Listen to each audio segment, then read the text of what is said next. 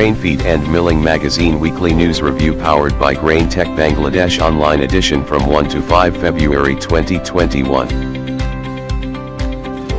Euler Group will conduct a webinar, From Wafer to Your Competitive Edge.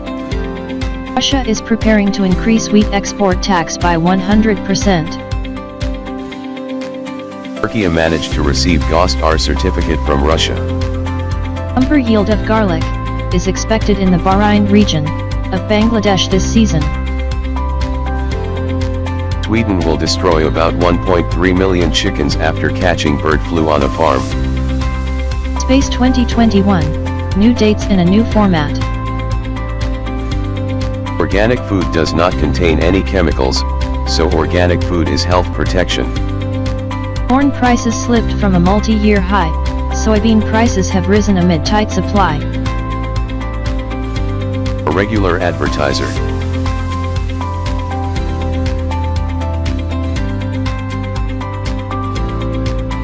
Grain Tech Bangladesh 2021, exclusive media partner Grain Feed and Milling Magazine. And Mill Tech Istanbul, media partner Grain Feed and Milling Magazine. Thanks for watching.